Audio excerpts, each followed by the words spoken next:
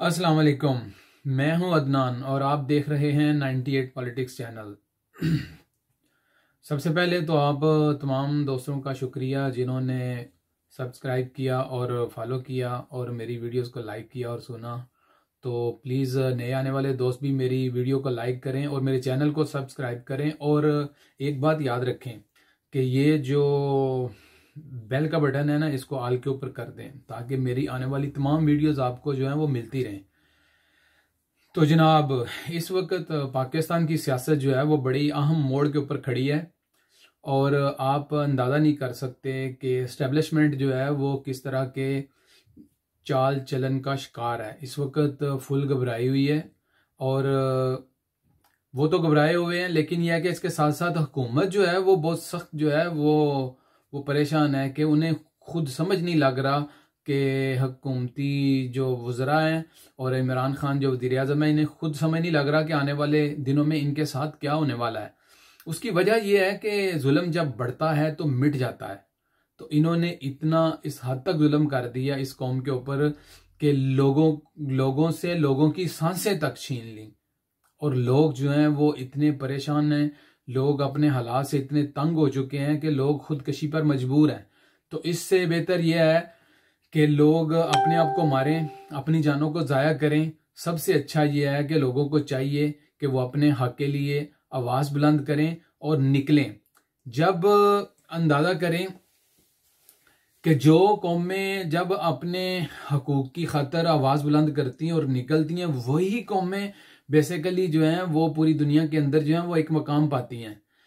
तो आपको इन चीज़ों से कतई नहीं डरना कि आपको कोई उठा के ले जाएगा, कोई डाला आएगा, कोई थाने में आपको जाके बंद कर देगा। भाई क्या होगा, वो आपको मार नहीं देंगे।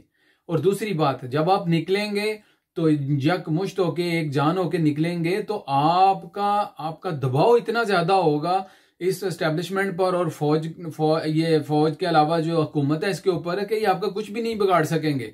और आपको याद होगा कि जब अदालतों की जजेस की बहाली के लिए मियां मोहम्मद नवाज शरीफ साहब ने क़यादत की और वो लोग निकले, तो आप अंदाज़ा करें कि किस तरह हुकूमत जो है वो दबाव के अंदर आके और जो ख़ास किस्म के जो जर्नैल थे कि जो जिन जजेस को इस्तेमाल करते थे उन्होंने उनको बहाल कर दिया। ठीक है, और ये सारी चीज़ें आपके सामने हैं।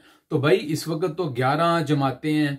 ठीक है, तो ABDM जो महाज है, जो ये तमाम जमातों का, उसमें जो मेन 3 स्टीम जमातें हैं, पीपल्स पार्टी है, मौलाना साहब की जमात है और मियां मोहम्मद नवाज शरीफ साहब की जमात है, पाकिस्तान मुस्लिम लीग नून।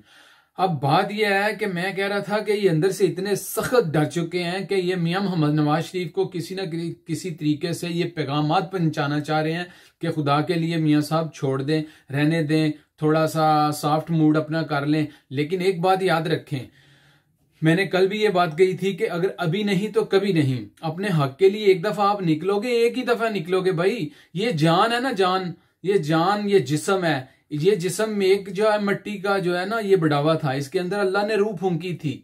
वो मालक ऊपर बैठा हुआ है, उसकी मर्जी के बगैर किसी की कोई रूह नहीं निकलने वाली। जब आपका ईमान और यकीन ये होगा ना तो आप कभी भी किसी सूरत में भी किसी से नहीं डरेंगे।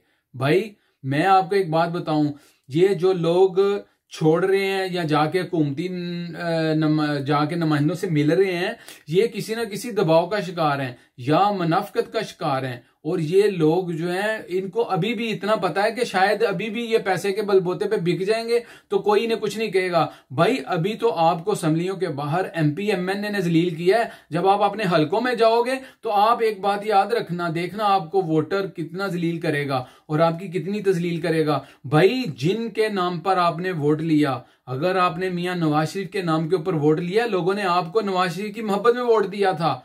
और आप अगर नवाज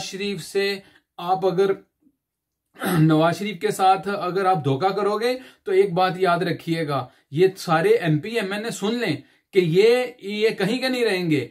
इनको वोटर जो है, इनके सपोर्टर और इनके हल्का अहबाब के लोग जो हैं इनको कहीं का नहीं छोड़ेंगे। तो ये अपनी बेइज्जती करवाने की बजाय या तो खामोश होके बैठ जाएं। अगर इनको किसी किस्म की थ्रेट्स मिलती है तो भाई अगर महकमा ज़राअत वाले आज भी जाते हैं तो आप सीधी सी बात है, आप खुल के आके मीडिया के सामने बात करें कि मुझे फलां ने ये कहा, मुझे फलां ने ये कहा। इसमें कौन सी डरने की बात है?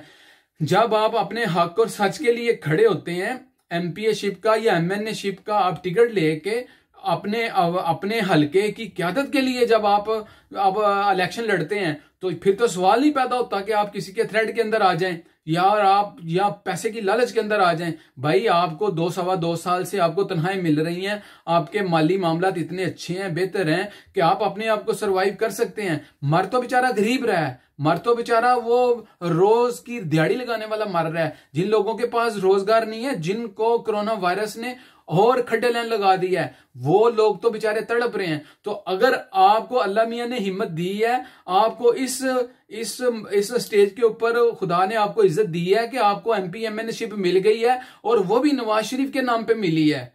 मदद अल्लाह की, और उसके बाद निशान नवाज शरीफ का। तो अगर आप शेर के निशान पे लड़के, तो आप अगर ये बगैरती करेंगे कि आप जाके बल्ले वालों के साथ जाके मिलेंगे, तो ये अवाम आपको कभी नहीं माफ करेगी। तो मेरी तमाम पाकिस्तानियों से ये गुजारिश है कि जो किसी के हलके का एमपीए या एमएनए नवाज शरीफ से गद्दारी करता है, उसको फंडोक लगाएं, उसको अकल आ जाए। मत देखें कि ये दाढ़ी रखी हुई है, बड़ा नमाजी है, परहेजगार है। और भाई दाढ़ी रख के तुम अगर मुनाफिकत करते हो, तो तुम जैसा बगैरत तो कोई इस दुनिया में शख्स है ही नहीं है। हैं तो तुम जो है लाखों करोड़ों कारकुन जो है मियां नवाज शरीफ के, उनकी जो सोच है और उनकी लगन है, उसको रेजा रेजा करना चाहते हो। ये कभी बर्दाश्त नहीं होगा। तमाम दोस्त जो है इस मैसेज को फैलाएं। आप लोगों का बहुत शुक्रिया। इंशाल्लाह मैं नेक्स्ट वीडियो में आपको ना एक बड़े अच्छे टॉपिक के साथ मिलूंगा। तो वो टॉपिक जो होगा वो बड़ा मुफीद होगा। तो याद रखिएगा, दुआ में याद रखिएगा।